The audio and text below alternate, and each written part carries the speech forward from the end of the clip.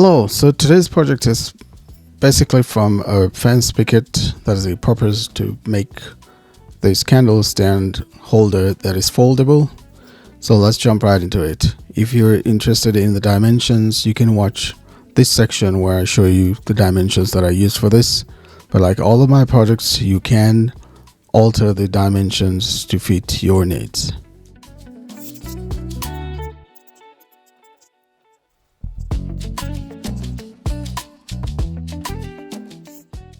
Okay, with the dimensions out of the way now, let's jump into making the cuts. So the first cut is supposed to be 11 inches. Apparently I marked it at 12 inches and that's why I made the cut, so I had to go back and make that cut at 11 inches. After making that correction, I made the rest of the other cuts for the build. I should mention quickly that I'd previously planed down this wood, so I took up most of the roughness of the wood.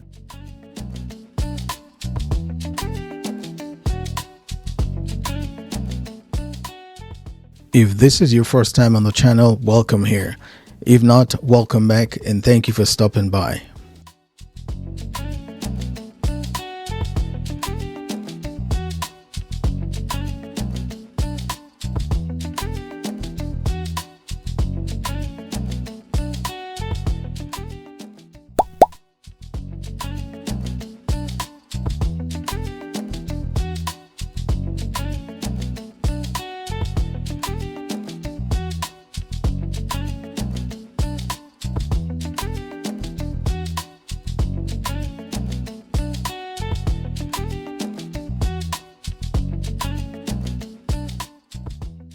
Next, I marked the spot where the candle will be sitting, and then I used a 1.5 inch Forstner bit to drill and make the spot for the candle. As you would notice, I only drilled about halfway on the board because I'll have to flip it over and later drill the hole for the spindle that allows for the rotating mechanism. And at this point, it's safe to assemble everything using wood glue and some brad nails. I'm using 1.25 inch brad nails for this.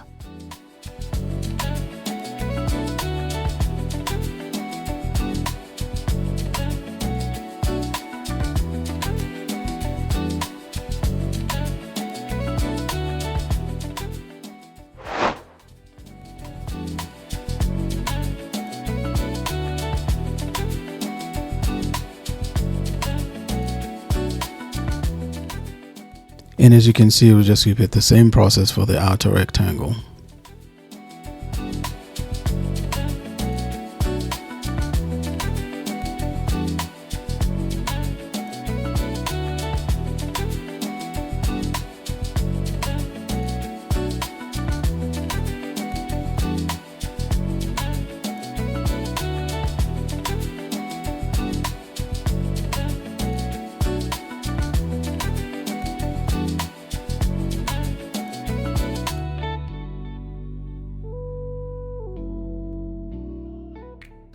Next, I clamped the two pieces together from the inside, and then I marked the center.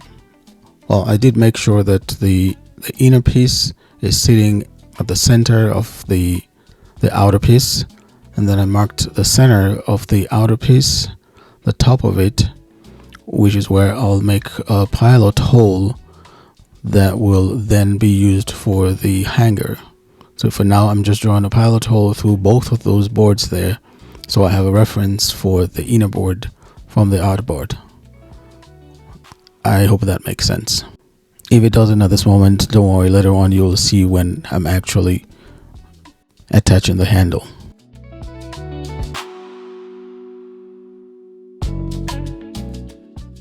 And then I basically repeated the same thing on the bottom part to have a reference for where the dowel pin or the spindle will go for the rotating mechanism. And next I'll be using a 1/2 inch dowel to serve as the spindle, and then attach that from the bottom and connect that to the inner piece. I had cut a 1-inch length of the 1/2-inch dowel, but then I realized that was too long, so I discarded that and cut another 3/4 inch length of the dowel. And as you can see there, I'm referencing the pilot holes that I drilled earlier on to know where I should make the opening for the spindle, and so it's easier to make sure it's at the center to allow it to rotate smoothly. I then did a dry fit to make sure that it's sitting there properly. Later on I'll secure the bottom part of it with wood glue, and then for the top part the handle will hold it in place.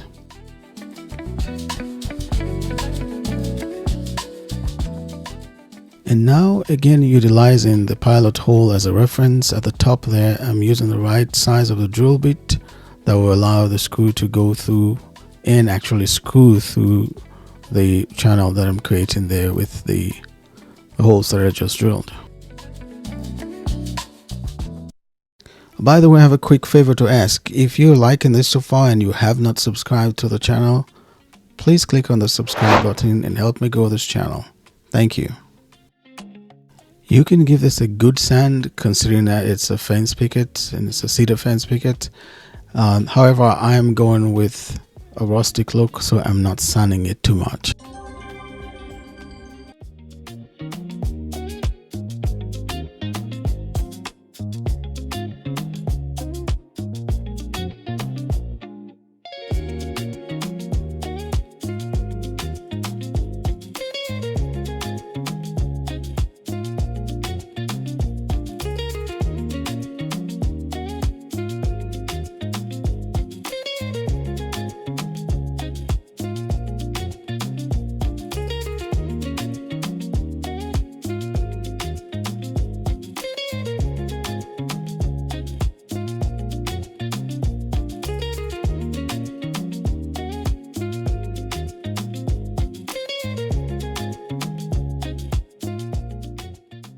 Next, it was time to add the hardware there.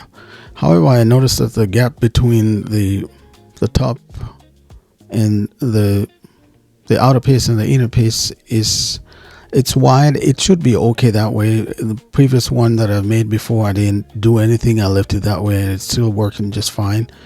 However, I thought it would be a good idea to add like a 1/4 inch piece of wood in there to serve as like a washer, and so I just got a piece of 1/4 inch plywood that I attached to close the gap as a washer.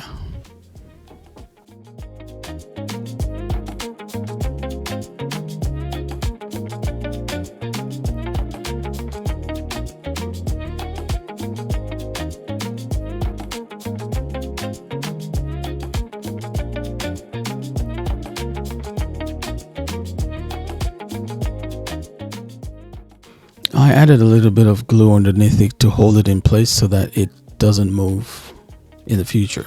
It stays in place.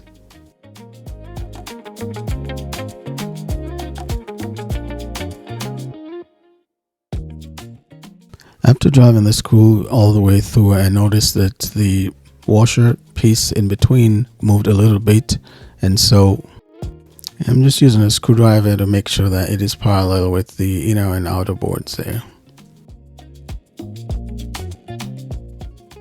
Since the screw is a breakaway screw, I can snap off the excess so that it just fits snugly on the handle.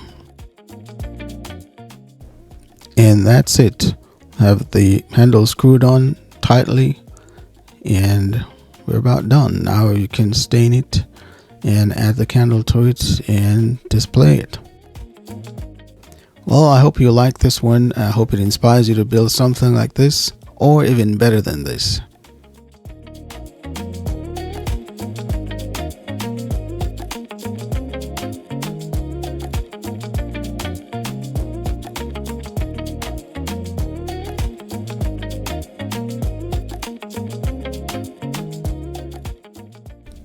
Once I started applying the finish stain, I realized quickly that it was a lot easier to take it apart and stain the individual pieces and then putting it back together. Otherwise, it would have taken a long time to try to stain, especially in between the two pieces.